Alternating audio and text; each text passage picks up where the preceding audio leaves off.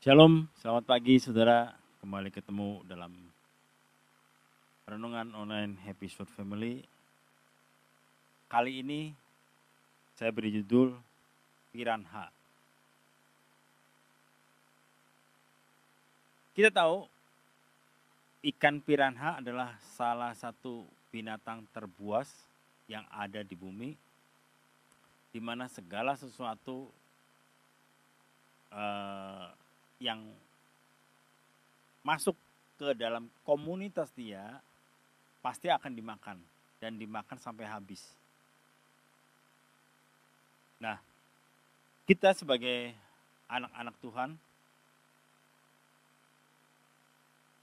kita juga berada dalam kondisi situasi seperti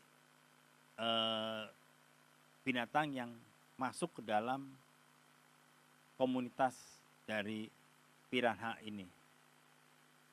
Sebagai gandum, kita berada di tengah-tengah lalang. Sebagai domba, kita berada di tengah-tengah serigala. Kita tidak bisa menghindari segala sesuatu dengan begitu saja, tetapi kita memang diperhadapkan dengan situasi yang memang sangat sulit dalam kehidupan kita, terutama di akhir zaman ini. Saya ada satu ayat dalam Yohanes 15 ayat yang keempat. Ini perikop tentang pokok anggur yang benar. Tinggallah di dalam aku dan aku di dalam kamu. Sama seperti ranting tidak dapat berbuah dari dirinya sendiri kalau ia tidak tinggal dalam pokok anggur. Demikian juga kamu tidak berbuah jikalau kamu tidak tinggal di dalam aku.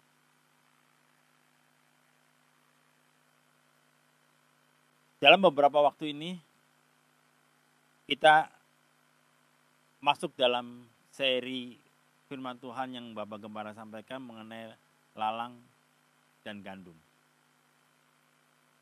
Sebagai seorang gandum,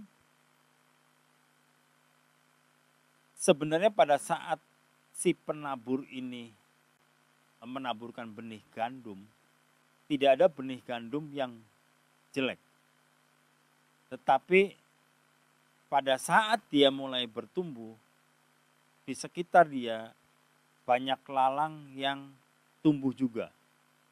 Yang mau tidak mau harus berebutan untuk bisa bertumbuh. Dan si penabur ini tidak bisa mengambil lalang sebelum pada saat akhir panen gandum. Kenapa? Karena pada saat seperti itu, jika diambil maka gandum pun akan mati. Tetapi kalau kita sebagai gandum itu kita hanya sekedar hidup, pada akhirnya pun gandum atau hidup kita tidak akan pernah bisa berbuah. Yang akhirnya gandum itu juga tidak bermanfaat pada saat akhir panen. Karena itu lewat ayat ini saya kembali diingatkan oleh Tuhan dan kembali kita belajar bahwa tinggal di dalam aku, tinggallah di dalam aku dan aku di dalam kamu. Artinya apa? Kita sebagai anak-anak Tuhan, kita tetap harus melekat kepada Tuhan, tinggal di dalam Tuhan, apa maunya Tuhan, dan Tuhan tinggal di dalam kita. Pada saat itu di tengah himpitan lalang sebagai gandum kita ini, kita tetap bisa bertumbuh dan pada saatnya akan berbuah dan menghasilkan buah yang maksimal. Sehingga pada saat panen, gandum itu akan mudah dipilih oleh si penabur dan akhirnya dimasukkan ke dalam lumbung. Tetapi kalau kita tidak pernah bisa tinggal di dalam Dia yang memberikan kehidupan kepada kita, saya tidak yakin bahwa gandum itu akan berbuah dengan baik. Mungkin bisa bertumbuh, tetapi bertumbuh ala kadarnya. Mungkin bisa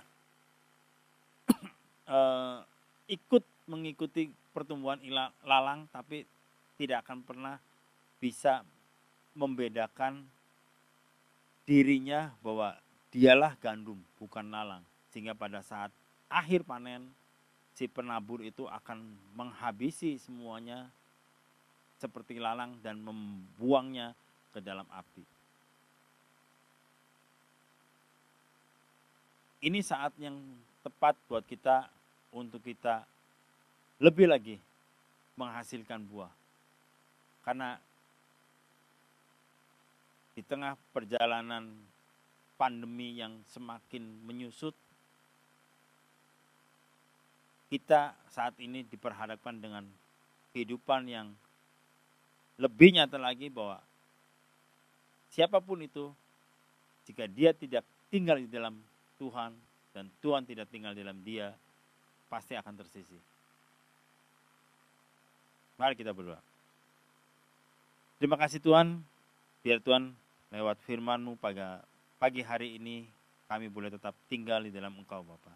Kami boleh tetap tumbuh sehingga hidup kami boleh terus berbuah dan menghasilkan buah yang maksimal Tuhan. Bapak, saat ini kami mengundang Engkau untuk tetap tinggal dalam hati kami semua. Dan biarlah Tuhan, lewat Engkau yang ada dalam hidup kami mampu melakukan, kami mampu bertumbuh, kami mampu berbuah. Terima kasih Tuhan Yesus, dalam nama Tuhan Yesus kami mengucap syukur. Haleluya, amin. Selamat pagi, Tuhan Yesus memberkati.